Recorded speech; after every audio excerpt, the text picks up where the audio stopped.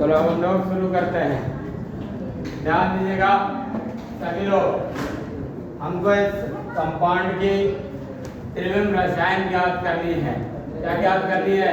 त्रिविम रसायन ज्ञात करनी है। कंपाउंड है कोऑर्डिनेशन स्फीयर CONH3 का whole shape coordination sphere close power +3। नाम क्या है इसका? Hexaammine cobalt third ion. Hexaammine cobalt third ion. देखो बच्चों, हमें इसकी त्रिविम रसायन ज्ञात करनी है। तो त्रिविम रसायन को ज्ञात करने के लिए क्या करना होता है? सबसे पहले कॉम्प्लेक्स में CNA को ज्ञात करके उसके ऑक्सीकरण अवस्था ज्ञात करते हैं और ऑक्सीकरण अवस्था ज्ञात करके हम क्या करेंगे? उसका इलेक्ट्रॉनिक विन्यास लिखते हैं। तो हम लोग शुरू करते हैं। तो आप लोग हमें बताएं कि इसमें CNA क्या है? CNA होता है CO। इसमें कौन है? CNA CO है। CO का नाम क्या होता है? कोबाल्ट होता है। क्या होता है भाई? कोबाल्ट। हम कह सकते हैं CMA जो है वह कौन है? CMA कोबाल्ट है। कौन है भाई? कोबाल्ट CO है। ठीक है ना? अब हम बात करेंगे कि CMA की ऑक्सीकरण अवस्था इस कॉम्प्लेक्स में कितनी है। ठीक है ना? तो हम कहेंगे यहाँ पर अगली लाइन में कि कॉम्प्लेक्स में CO की ऑक्सीकरण अवस्था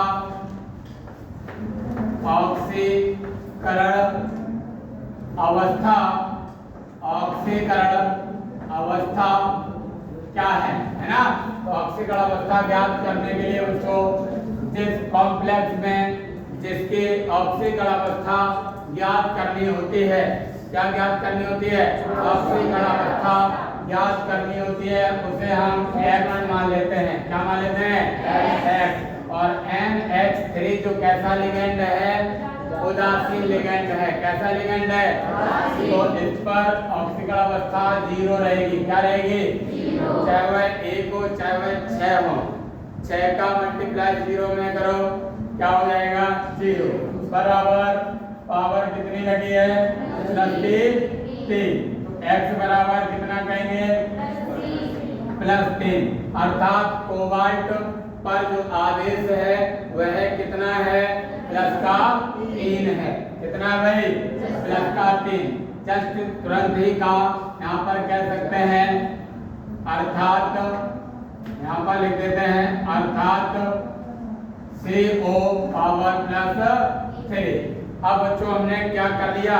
हमने इसको ऑक्सीकरण अवस्था को ज्ञात कर लिया और ऑक्सीकरण अवस्था को ज्ञात करने के बाद अब क्या करेंगे? इसका इलेक्ट्रॉनिक विन्यास ज्ञात करेंगे। क्या ज्ञात करेंगे भाई? इलेक्ट्रॉनिक विन्यास ज्ञात करेंगे। आप लोग हमें बताओ कोबाल्ट का परमाणु क्रमांक कितना होता है? 27। हम कह सकते हैं कोबाल्ट का परमाणु क्रमांक, क्या परमाणु क्रमांक कितना है भाई? 27 है। कितना है? 27 है। कितना भाई? 27 है। अगर हम कहें कोबाल्ट का विन्यास पहले लिखें तो क्या होगा? देखो कोबाल्ट 27 बराबर बच्चों वितरण क्या होता है? 2 8 15 2। कितना होता है वितरण? 2 8 15 2। विन्यास लिखेंगे बच्चों तो क्या होगा? 1s2 2s2 2p6 3s2 3p6 6 2 8 हो गए। 8 7 15 7 3d7 और 4s2। ठीक है ना? ये तो विन्यास हो गया कोबाल्ट का CO का अर्थात उदासीन परमाणु का। हमको ज्ञात किसका करना है? CO+3 का। किसका ज्ञात करना है? CO+3 का ज्ञात करना है। हम क्या कहेंगे? CO+3 बराबर सीधा लिख दें विन्यास, है ना? 3 का मतलब क्या है बच्चों? 2 इलेक्ट्रॉन यहाँ से कम हो जाएंगे, एक इलेक्ट्रॉन यहाँ से कम हो जाएगा। कितना बचेगा? 6। तो पूरा विन्यास लिखते हैं 1s2 2s2 2p6 3s2 3p6 3d6 बचेगा, क्योंकि 3 इलेक्ट्रॉन क्या हो गए? बाहर निकल गए, है ना। +3 आगे क्या दिखाता है कि 3 इलेक्ट्रॉन बाहर निकल गए, है ना, त्याग दिए गए हैं इस परमाणु के द्वारा। तो अब हमें प्राप्त हो गया 3d6 विन्यास। क्या प्राप्त हो गया? 3d6। अब हम क्या कर लेंगे? हमने पहले ही नियम में क्या पढ़ा था कि सबसे पहले CMA ज्ञात करेंगे, CMA ज्ञात करने के बाद उसकी ऑक्सीकरण अवस्था ज्ञात करेंगे, और ऑक्सीकरण अवस्था ज्ञात करने के बाद क्या ज्ञात कर लेंगे? उसका इलेक्ट्रॉनिक विन्यास ज्ञात कर लेंगे, और इलेक्ट्रॉनिक विन्यास के आधार पर ही हम क्या करेंगे? इसके बाद हम संकरण ज्ञात करेंगे। लेकिन संकरण तब ज्ञात होगा जब हम लिगेंड की प्रकृति को जानते होंगे, है ना। तो पहले विन्यास में 3d6 आया है, तो 3d6 ध्यान दीजिएगा। यहाँ पर कक्षक कौन सा है? 3d। तो d में बच्चों कितने कक्षक होते हैं? 5। कितने होते हैं? 5। कितने कक्षक होते हैं भाई? 5। 1 2 3 4 5 5 कक्षक हो गए। इलेक्ट्रॉन कितने हैं? 6 हैं। 6 इलेक्ट्रॉनों को हुंड के नियम के अनुसार एक एक करके पहले भरेंगे सभी कक्षकों में। तो 1 2 3 4 5 और ये रहा 6। ठीक है ना बच्चों। जब विन्यास ज्ञात कर लिया, अब हम ज्ञात क्या करेंगे? लिगेंड की प्रकृति। कॉम्प्लेक्स में ध्यान दीजिएगा, ध्यान दें। कॉम्प्लेक्स में जो NH3 लिगेंड है, कॉम्प्लेक्स में NH3 लिगेंड क्या है? लिगेंड कैसा लिगेंड है बच्चों? प्रबल लिगेंड है। कौन सा लिगेंड है? प्रबल लिगेंड। प्रबल लिगेंड है। क्या है? प्रबल लिगेंड है। क्या है भाई? प्रबल लिगेंड है। अतः ये यहाँ पर जो अयुग्मित इलेक्ट्रॉन दिख रहे हैं आपको, कितने इलेक्ट्रॉन हैं? 4 इलेक्ट्रॉन अयुग्मित दिखते हैं, और ये चारों के 4 इलेक्ट्रॉन कैसे हो जाएंगे? युग्मित पेयर हो जाएंगे, है ना। तो मैंने आपको बताया था यदि लिगेंड की प्रकृति कैसी है भाई? प्रबल है, तो वह प्रबल लिगेंड अयुग्मित इलेक्ट्रॉनों का युग्मन कर देगा, पेयरिंग कर देगा। ठीक है ना। तो हम कह सकते हैं अतः ये क्या कर देगा? अयुग्मित इलेक्ट्रॉनों को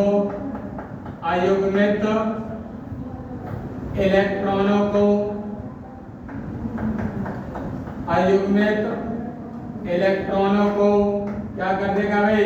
अयुग्मित इलेक्ट्रॉनों को युग्मित कर देता है। क्या कर देगा भाई? युग्मित कर देता है। क्या कर देगा?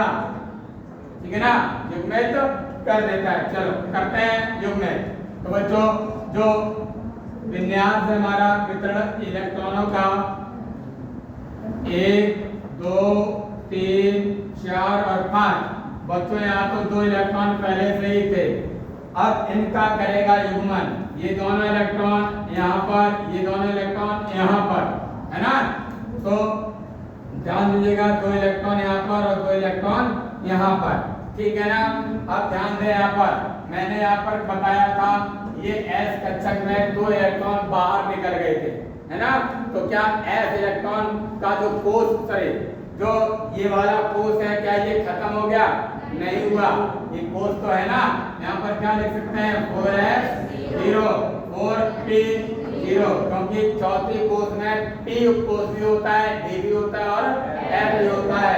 फिर हमारा यही 3 काम आएंगे, d इसमें काम नहीं आने वाला। लिख सकते हैं यहाँ पर 4d0। तो ध्यान दीजिएगा, ये तो बना 3d, इसके बाद ये बनेगा 4s, यहाँ पर बना देते हैं 4s। s में कितने कक्षक? एक बना दिया, खाली है। अब बनाएंगे 4p, क्या बनाएंगे? और 4p में कितने होते हैं भाई? 3 कक्षक होते हैं, 1 2 3। इसमें भी काले हैं। अब ध्यान दीजिएगा, यहाँ पर भी हम क्या बना लेते हैं, ये तो रहा 3d और ये रहा 4s, कौन सा कक्षक?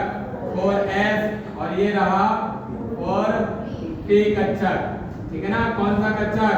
4p।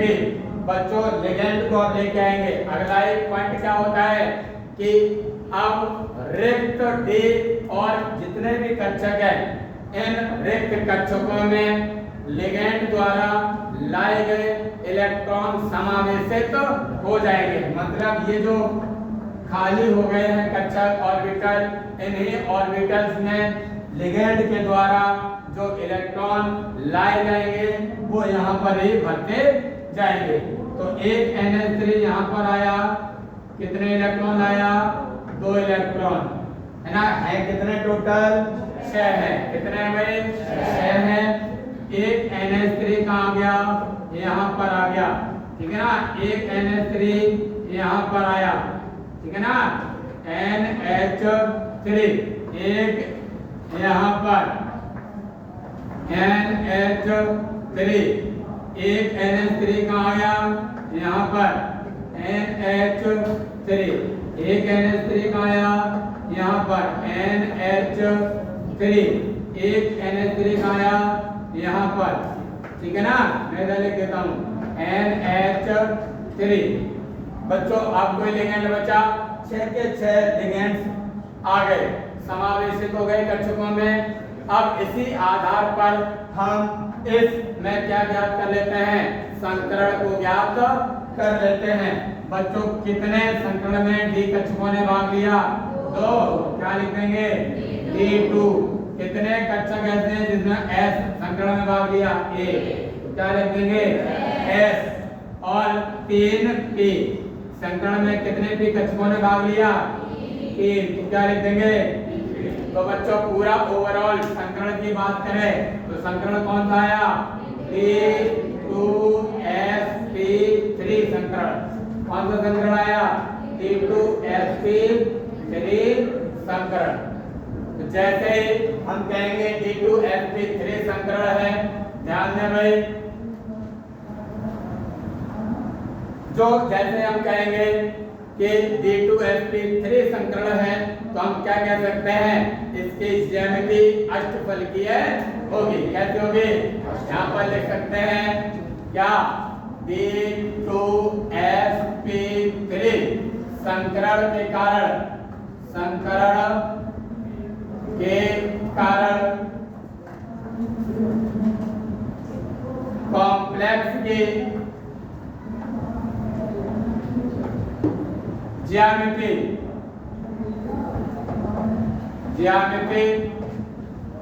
कैसे होगी बच्चों? अष्टफलकीय होगी। कैसे होगी?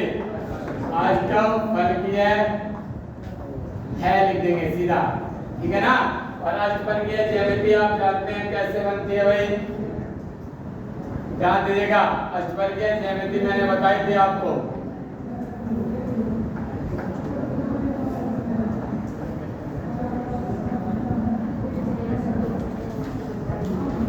ध्यान दीजिएगा, अष्टफलकीय यहाँ पर सेंट्रल मेटल एटम है ना? सेंट्रल मेटल एटम कौन सा है? CO। कौन सा भाई? CO। ये लिख दिया बीच में। साइड में क्या है भाई? यहाँ पर एक NH3 जुड़ जाएगा, क्या होगा? एक NH3, दूसरा कहाँ आएगा? यहाँ पर NH3 और तीसरा यहाँ पर NH3 और चौथा यहाँ पर NH3 और पांचवा NH3 और छठा यहाँ पर NH3। पूरे कॉम्प्लेक्स पर पावर 3 भी लगा है तो इसको हम क्या कर देंगे? पावर +3। बच्चों ये बन गई ज्यामिति। क्या बन गई इसकी? ज्यामिति। अब ध्यान दीजिएगा, इस संकरण में अंतःडी कक्षक भाग लेते हैं। कौन से कक्षक भाग लेते हैं? अंतःडी कक्षक भाग लेंगे। अतः हम कह सकते हैं ये क्या है? निम्न चक्रण संकोच। क्या है? निम्न चक्र संकुल या फिर अंतः संकुल यौगिक कह सकते हैं, संकुल कह सकते हैं ना। तो ध्यान दीजिएगा, अगले बिंदु में क्या कहेंगे कि इस संकरण में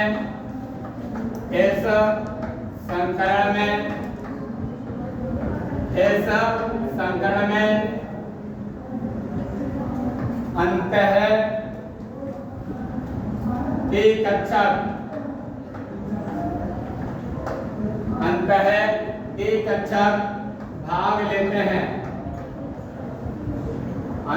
कक्षक भाग लेते हैं, अतः ये कैसा संकुल होगा?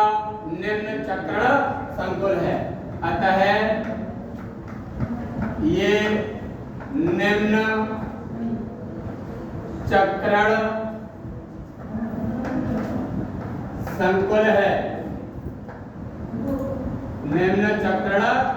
संकुल है, कोई तकलीफ है बच्चों? कोई तकलीफ नहीं। अगले बिंदु में और क्या ज्ञात करना है? इसके चुंबकीय आघूर्ण को, पहले चुंबकीय नहीं, पहले हम बात करेंगे अनुचुंबकीय है ये या प्रतिचुंबकीय है। ध्यान दीजिएगा, इसमें कितने इलेक्ट्रॉन अयुग्मित हैं? 4।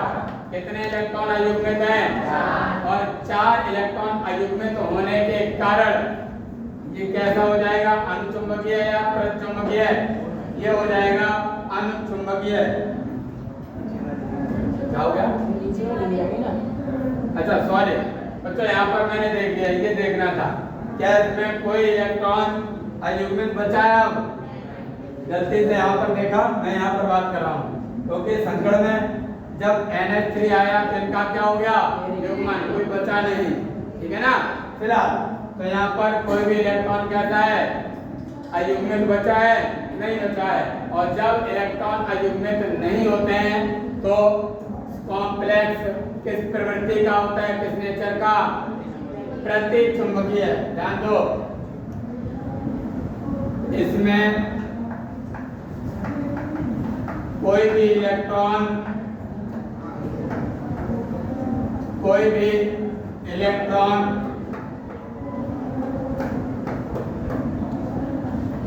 अयुग्मित नहीं